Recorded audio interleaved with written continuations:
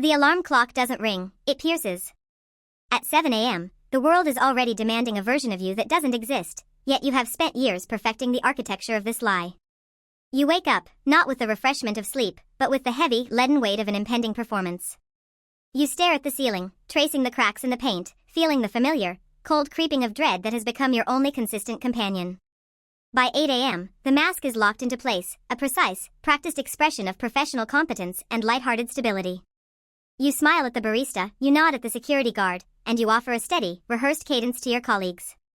They see a pillar of reliability. They see someone who has it all figured out, the one who never misses a deadline, the one whose desk is perpetually organized, the one whose eyes seem focused and sharp. They do not see the frantic, screaming static playing on a loop inside your skull.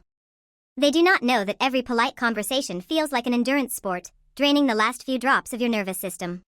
You are a high-functioning ghost, haunting your own life, moving through the motions of a day that feels like a script written by someone else, for someone you no longer recognize in the mirror. The paradox of your existence is that the better you perform, the more trapped you become. Your competency is your cage. Because you function so well, because you answer emails with grace and navigate meetings with a calm demeanor, nobody suspects the rot underneath.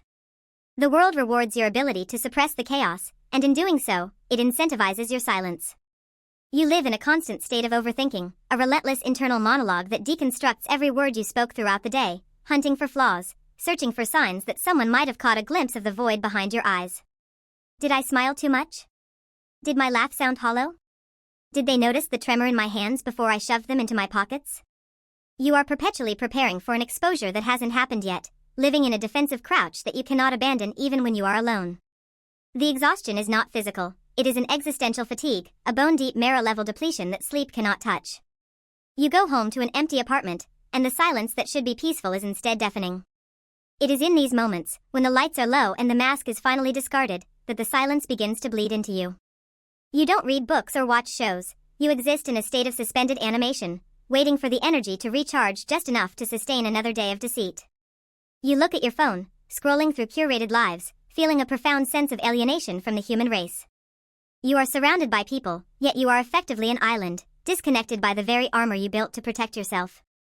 The internal dialogue turns cruel, questioning why you can't just be normal, why you can't enjoy the simple joys that seem to satisfy everyone else. You wonder if this is just what adulthood is, a shared, unspoken agreement to pretend that the crushing pressure is actually normal. You find yourself bargaining with the future, hoping that tomorrow will be the day you finally feel a spark, only to wake up and repeat the cycle of repression. The internal tension is a tightrope walk over a canyon, and you are terrified that one day, the rope will simply snap under the weight of your own fatigue. You have become an expert at deflection, at pivoting conversations away from the personal, at being the one who listens but never shares.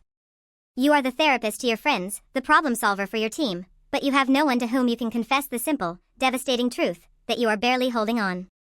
You are terrified of vulnerability because you view it as a structural failure, a crack in the dam that would release the deluge of everything you have bottled up for years. So you keep polishing the surface, making the performance more seamless, more convincing, more efficient. You feed your productivity to the machine, hoping that if you do enough, achieve enough, and appear stable enough, the underlying hollowness will eventually be filled. It never is. You are a masterpiece of self-preservation that is slowly consuming its creator.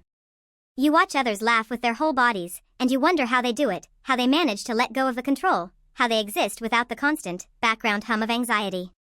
It feels as though they are breathing oxygen while you are perpetually submerged in deep water, struggling to keep your head just an inch above the surface. You feel like a fraud, an imposter in your own skin, constantly waiting for the inevitable moment when your reach exceeds your grasp and the facade shatters into 1,000 jagged pieces. And then, in the quiet of a Tuesday night, the realization finally settles in like heavy sediment. You realize that you aren't waiting for the world to see you, you are waiting for yourself to finally admit that you are tired. You have spent so much energy curating a version of yourself that can survive in the daylight that you have forgotten how to live in the dark. The tragedy isn't that you are broken. The tragedy is that you have been so successful at hiding it that you have convinced even yourself that this numbness is a lifestyle. There is no grand climax, no cinematic breakdown that brings clarity. There is only the quiet, crushing admission that the mask hasn't been protecting you, it has been starving you. You are the author of your own isolation, the silent guardian of a prison you built brick by brick, hour by hour. You are not searching for a cure, and you are not looking for a quick fix to make the symptoms disappear. You are simply acknowledging that the weight you carry is real, that the struggle is valid, and that perhaps the most radical act of courage is not to function, but to finally stop, to put down the weight, and to accept the terrifying, beautiful possibility that it is okay to not be okay. The mask is heavy, and for the first time, you consider what might happen if you simply let it drop. The louder the laughter, the deeper the echo.